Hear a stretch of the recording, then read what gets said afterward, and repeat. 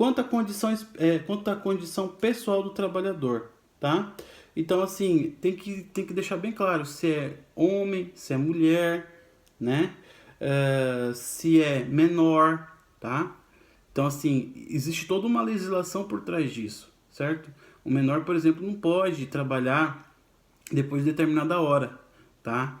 Ele não pode, certo? Então, assim, cada caso é um caso, ok? Quanto à profissão, a jornada geral, se ela, por exemplo, de todo empregado ou jornadas especiais para, por exemplo, ferroviários, médicos, telefonistas, tá? Porque a gente sabe que existem alguns serviços que a pessoa não trabalha 8 horas seguidas, né? Ela trabalha menos, ela trabalha 6. Por exemplo, o médico trabalha 6 horas. Ele pode trabalhar, um médico de posto, ele pode trabalhar no período da manhã, pode receber por 30 horas. O médico plantonista já é outra situação, é diferente. Ele recebe por plantão, tá? E esse plantão dele pode durar o quê? 12 horas. Enfim, ele entra à noite e sai só na manhã. Então, assim, o que precisa entender? Para cada trabalhador, para cada área, existe uma legislação condizente. Por exemplo, existe a legislação acima de todos, que é a Constituição Federal, que é, no caso, também, o que a gente está sempre falando aqui nas aulas anteriores, né? CLT. A CLT está acima de tudo, está acima de toda, é a lei do trabalho, a CLT. Aí abaixo da CLT existem alguns adendos de cada profissão, tudo bem? Ok, quanto à remuneração, quanto à rigidez do trabalho, tá? Quanto à rigidez do cargo de trabalho, quanto ao horário, certo?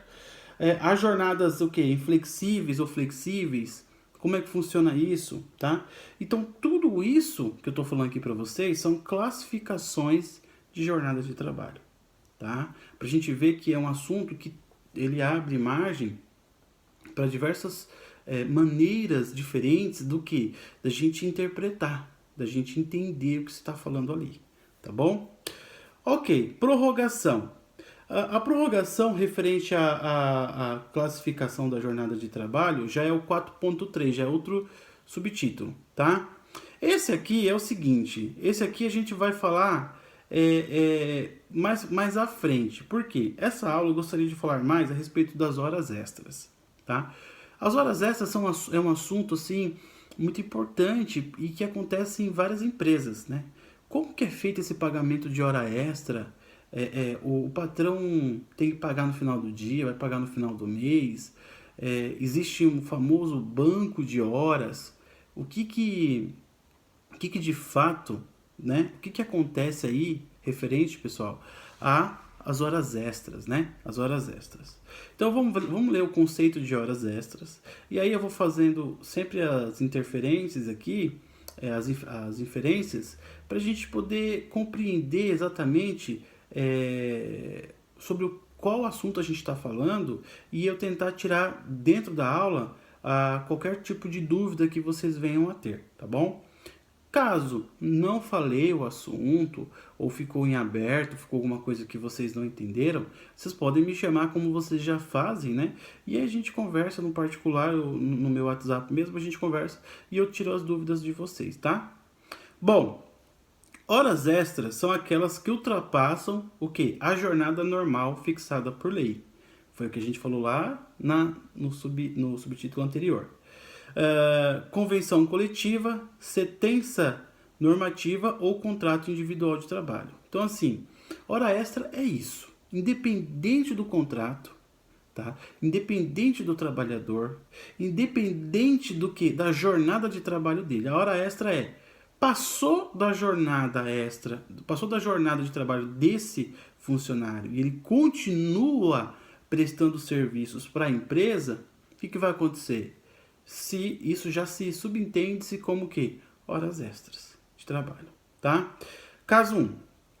Para encontrar o valor da hora extra, o que o aluno vai fazer? O que o empregado vai fazer? Para ele entender se ele está sendo remunerado de maneira correta, tá? Se ele está sendo remunerado de maneira correta, perante a lei, né?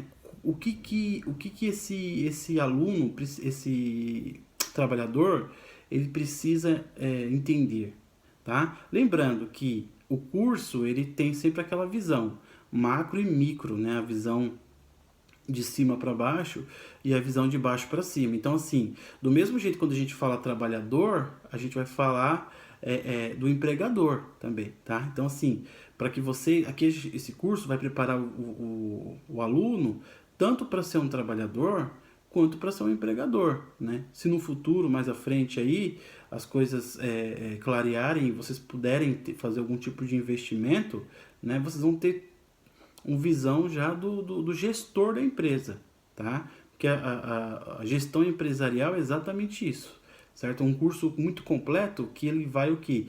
Mostrar não só como gerenciar uma empresa, mas também como crescer dentro dessa empresa. Porque para você crescer dentro dessa empresa, você precisa ter uma visão não só de funcionário, mas de patrão. Você precisa ter uma visão diferenciada para você crescer nessa empresa, tá?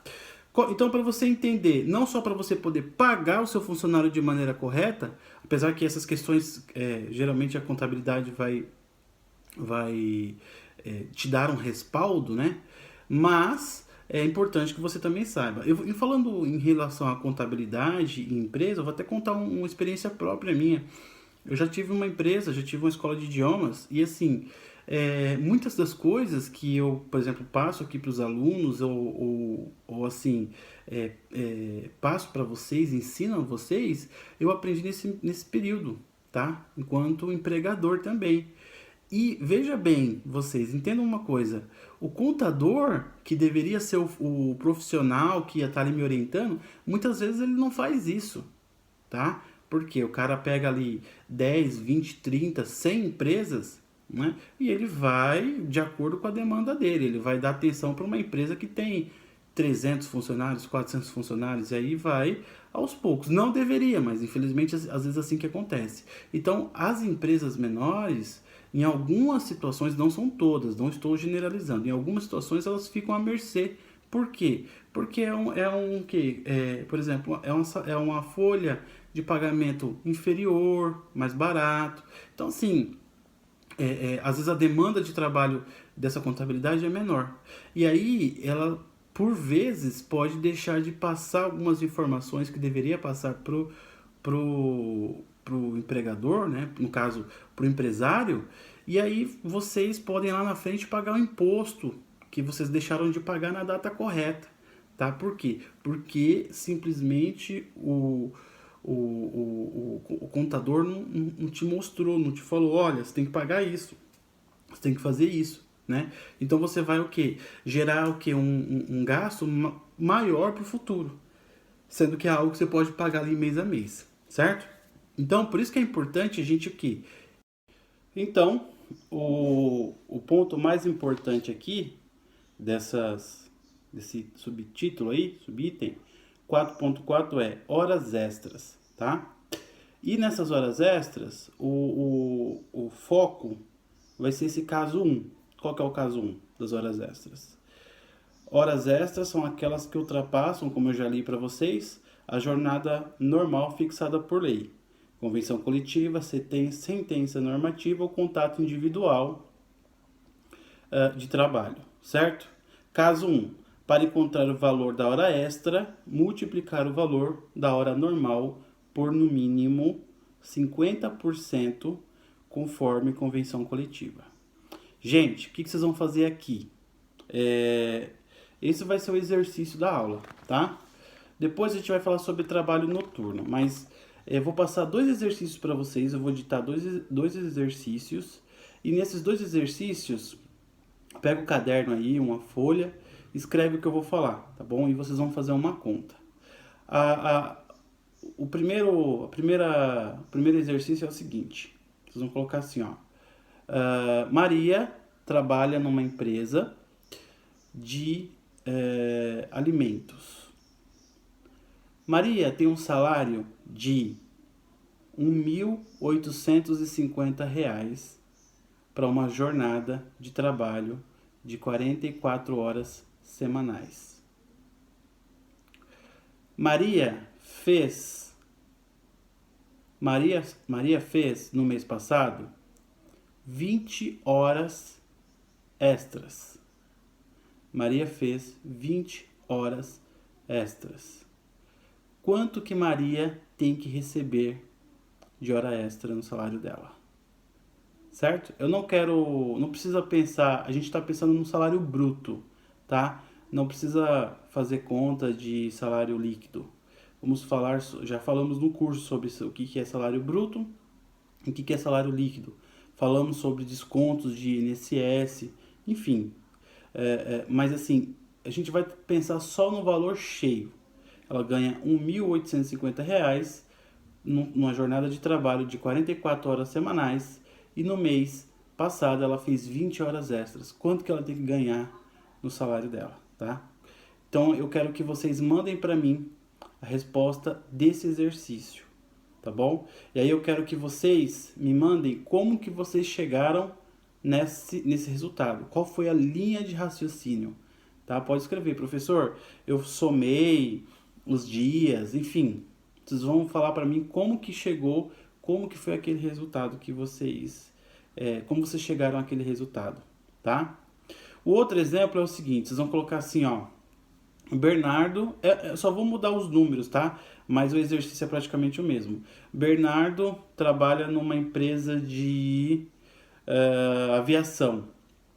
Bernardo tem uma jornada de 40 horas, uma jornada de trabalho de 40 horas semanais. Bernardo ganha R$ 5.000. No mês passado, Bernardo fez 25 horas extras. Quanto que Bernardo tem que receber no seu salário do mês, tá bom? Bom, esse é o exercício da aula, tá? Hoje eu foquei, fiz uma breve revisão da semana passada sobre classificação da jornada de trabalho, tá? A gente falou sobre isso novamente e nós focamos no item horas extras, tá bom? Semana que vem a gente vai falar um pouquinho mais sobre trabalho noturno, tá? O que é o trabalho noturno? Vou passar um trabalhinho aí também, um exercício sobre o trabalho noturno, sobre trabalho aos domingos, aos feriados, tá bom? Gente, muito obrigado. Uma excelente aula para vocês, excelentes estudos. Qualquer dúvida, estou à disposição. Tchau, tchau.